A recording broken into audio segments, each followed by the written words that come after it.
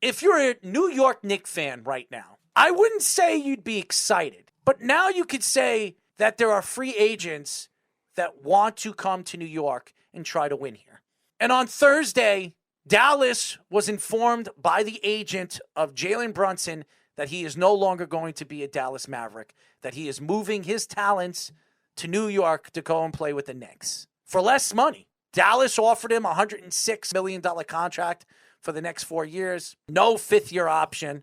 The Knicks offered him a $104 million contract, 4 years, with a fifth-year option. So what does that tell you right now? It tells you that there is a player out there that actually wants to play in New York with the New York Knicks. Now, it has nothing to do with James Dolan, has nothing to do with Leon Rose or Worldwide Wes or Tom Thibodeau, who could possibly not be there after next year, or Julius Randle could be traded before the season starts. Hopefully.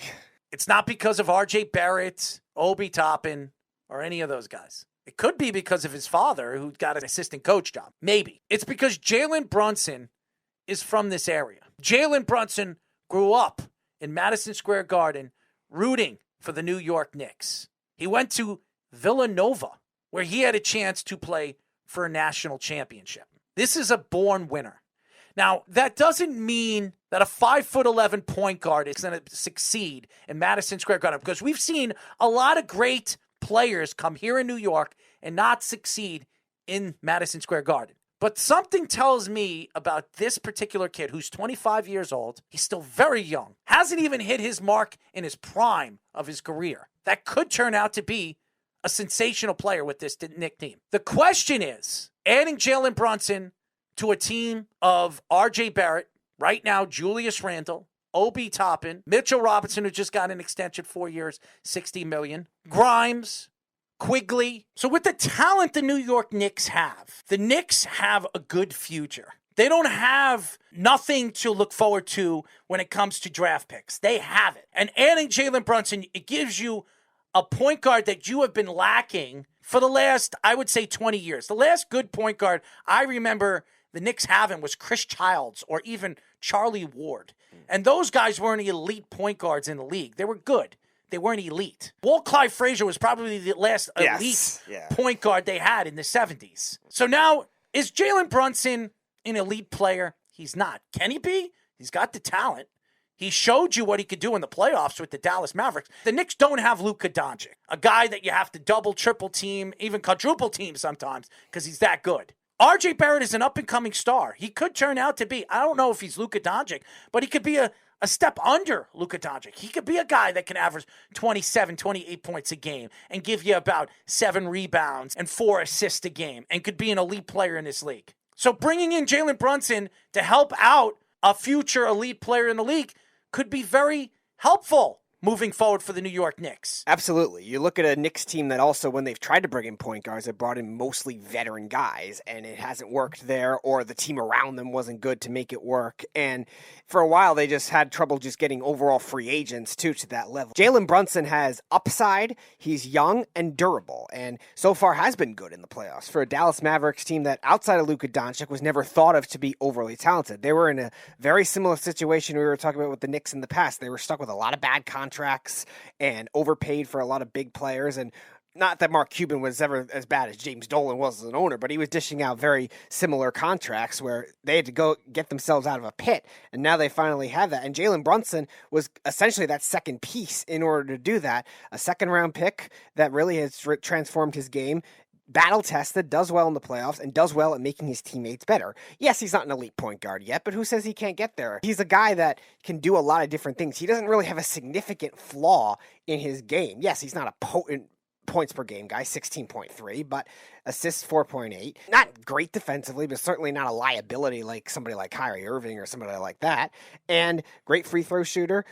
Very good three-point shooter, and a guy that makes other teammates better. And if these young players that you were mentioning develop to that same level, like they have been for the Knicks so far, when they've gotten the playing time, FYI, Tom Thibodeau, then they should be able to grow with somebody like Jalen Brunson. Yes, I don't expect R.J. Barrett to be like Luka Doncic. I don't expect anybody they have to be like Luka Doncic, but they have a good core in place if they develop properly like they should, the way they drafted them.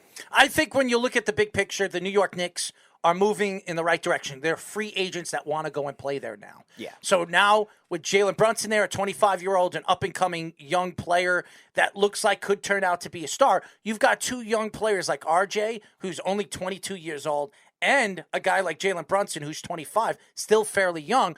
Two guys that you can build around with Obi Toppin, Emmanuel Quigley, Grimes, who could be a star too. It looked some points last year to be a good player. Yeah. So I am very interested to see where this team is going and where the New York Knicks could be heading in free agency. Speedy, what stood out to you so far in this free agency market? I think so far there's a lot of the teams that have kept their players. I think we were mentioning before in the first segment, a lot of these players trying to force their way out. We're kind of seeing the opposite effect so far in this NBA free agency season. Bradley Beal stays with the Wizards, 5 years, $251 million. You mentioned Zach LaVine earlier, staying with Chicago. All the big extensions that a lot of these other top superstar players have gotten to stay with their current teams. And maybe that is something that can be a ripple effect where you don't have all this drama like the LeBron era with Chris Paul and Kyrie Irving. And not that Chris Paul was part of that, but you were mentioning the Players Union. Maybe these new generation is trying to avoid that same level of drama and try to bring some stability to their organizations, because a lot of them have taken big money to stay with their current teams. The Hawks made a great trade to help Trae Young in that backcourt after they paid him, getting DeJounte Murray to help satisfy him. Now Dallas, they lost Jalen Brunson, but maybe they get that money somewhere else. How about Luka Doncic? The Nuggets just extended Nikola Jokic. Like, these guys are staying here. They're staying with their current teams, and that's a big difference maker.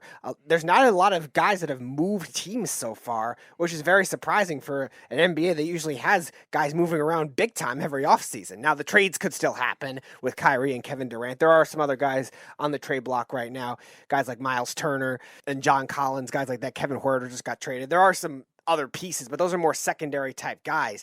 These big names, these big superstar guys aren't getting the movement that we usually see in previous off seasons. I think the big move that we saw so far in free agency was a trade. And the Jazz trading off Rudy Gobert to the Timberwolves definitely stands out. What does that tell you? It tells you that the chances of the Knicks getting Donovan Mitchell could be lost. Yeah. Because I said that they were going to trade either one or the other. They don't get along, and they're going to build their team around one or the other. And it seems like they're going with Donovan Mitchell. Now, that doesn't mean the Timberwolves are not going to move and possibly trade Donovan Mitchell. If the right trade comes along, and the Knicks have 11 first-round draft picks, and you saw what the haul that Danny Ainge got from the Timberwolves. Danny Ainge got 4 first-round draft picks and a flop for another draft pick. Yep. So that's almost 5 first-round draft picks he got for Rudy Gobert. And now, hey, if Donovan Mitchell's up there, they're open to move him. They could get 5 or 6 for Donovan Mitchell. Maybe from the Knicks. Miami was very interested in him. Right. And they're still very interested in him if he becomes available. So who knows? So it's still not set in stone if Donovan Mitchell's the guy they're going to build around. But everything that Danny Ainge said the other day is that they're keeping him and they want to build around him. Yeah, So, and I think what they are able to get back in the trade, too, definitely magnifies that the Jazz don't want to completely go on full rebuild. Now, Donovan Mitchell has to be happy about it. The player is going to have merit in this situation. But Patrick Beverley is not a great offensive point guard, but a great defensive point guard, has a lot of playoff experience. Malik Beasley's been on a lot of good teams the last couple of years as a bench player. And then Walker Kessler's a good young big man they build around. Jared Vanderbilt played well last year for Minnesota. These are all pieces that are not rebuilding type pieces. These are guys that are going to make an instant impact. Now, obviously, the 2 big men aren't going to be the same level overall as Gobert defensively, but they might be able to make up that production by having 2 guys there, because we've seen teams recently in the playoffs expose Gobert where they're getting him out of position and allowing other guys to go inside or allowing them to shoot threes. We definitely saw that with the Clippers even before Kawhi Leonard got hurt, and we saw that last year with the Mavericks as well. So maybe they were thinking, okay, strength in numbers in that way. And Utah still has guys like Jordan Clarkson and Mike Conley that are good players. So if that's enough to keep Mitchell happy, they could still be a competitive team. And maybe they use that money to get something else, because Gobert was on a pretty big contract, over $200 million himself. So maybe they're thinking maybe Donovan Mitchell has somebody in mind that maybe they want to make a trade for or sign. how did the Golden State Warriors sign Looney? All the money that they have invested in Wiggins, Steph Curry, Klay Thompson, Draymond Green, how do they have enough money to pay $25.5 million to Looney? Where's all this money going? How do they have enough? The Knicks have Julius Randle, R.J. Barrett, Mitchell Robinson, or the players that they have. Fournier, yeah. And Fournier. Yeah, okay. And the Golden State Warriors have Klay Thompson, who's making over $180 million. Draymond Green, that's making over $100 million. Steph Curry, that's making $200 million.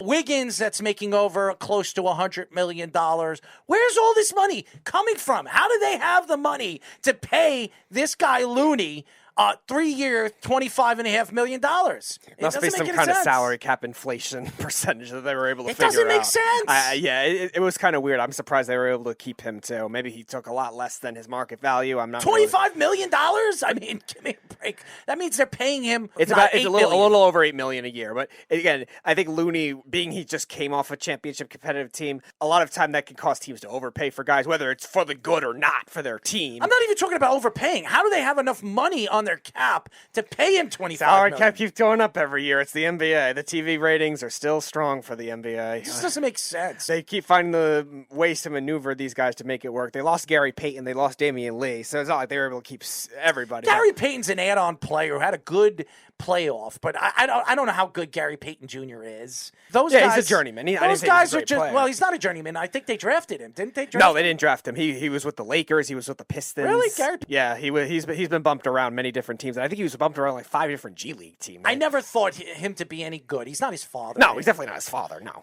The glove, if everybody doesn't know who Gary Payton is. But I would hope everyone does. Well, some people are not following. They follow our show. They might not be interested in basketball anymore. A lot of people shouldn't be with all the stuff that's going on in the game. But the Celtics acquired Brogdon from the Pacers. I think that was a great move by them. Mm-hmm. And I'll tell you why. Because the Celtics need another young player, a young guy that could turn out to be a star. And Brogdon still has a lot of growing up to do. I believe that Malcolm Brogdon could be maybe a future star. He's a very good two-way player. He needs to work on his offensive game. He needs to build a three-point shot.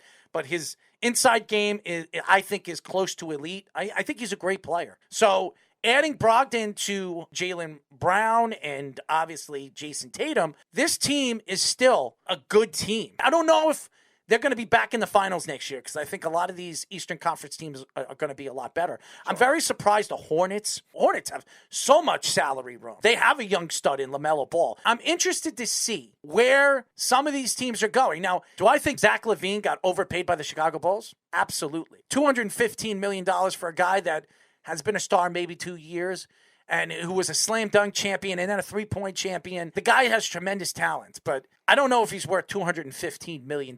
But again, there's a lot of free agents that don't want to go and play in Chicago anymore. This isn't Michael Jordan. This isn't Scottie Pippen. This isn't the bad boy Chicago Bulls teams in the 90s where Dennis Rodman was there too. So I'm interested to see the rest of the free agents that are still available and some of the trade pieces that could be traded, a.k.a. Donovan Mitchell, if it even happens.